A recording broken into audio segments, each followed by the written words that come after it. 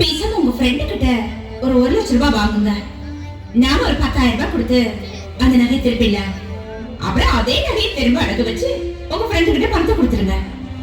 இதே ஐடியா தான் நீ எப்பவும் சொல்லிட்டு இருக்க, நானும் செஞ்சிட்டு இருக்கேன்.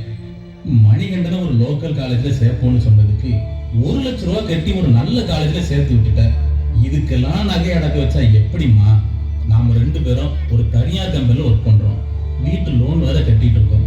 இது வரைக்கும் ஏதாச்சும் மிச்சப்படுத்தி இருக்கோமா? ஒண்ணு நீ போட்டு வந்து நகையை விட்டுருக்கோம், இல்ல அடகு வச்சிருக்கோம். இந்த 2 தவிர நம்ம வேற என்னதான் செஞ்சிருக்கோம்? என்னங்க எப்படி பேசுறீங்க? உங்க தம்பி தங்கச்சிக்கு நாம செய்யாம வேற யார் செய்வா? நியாயமா பார்த்தா நான் தான் உங்ககிட்ட கோவப்படணும். இல்ல சுகந்தி, நமக்குன்னு ஒரு பொம்பளை பிள்ளை இருக்கு. அந்த பிள்ளைக்குன்னு நாம என்ன சேமிச்சு வச்சிருக்கோம்? அவளுக்கு செல்வ மகள் சேமிப்பு திட்டத்துல மாசத்துக்கு 1000 ரூபாய் கட்டிட்டு இருந்தோம். அதை கூட இப்ப சரியா கட்ட முடியல. ஒரு கல்யாண வீட்டுக்கு போனா கூட இரவல் செயின் தான் வாங்கி போட்டு போக வேண்டியிருக்கு. அதை நினைச்சுதான் ரொம்ப கஷ்டமா இருக்கு. என்னங்க இது? நம்ம சரவண வேலைக்கு போனதும் நம்ம கஷ்டம் எல்லாம் நீங்கிட்டு போகுது. அப்புறம் எல்லா சேமிப்பும் நமக்கு தான். அது வரைக்கும் கொஞ்சம் பொறுமையா இருங்க, சரியா? சரி, அதில் விடுங்க.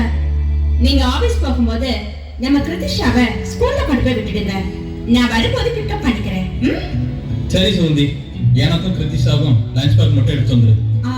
சரிங்க. அப்பா, நீங்க ரெடியா? ஆமாடா செல்லம், அம்மா லஞ்ச் பேக் எடுக்க போயிருக்காங்க. வந்ததும் போயிடலாம், சரியா?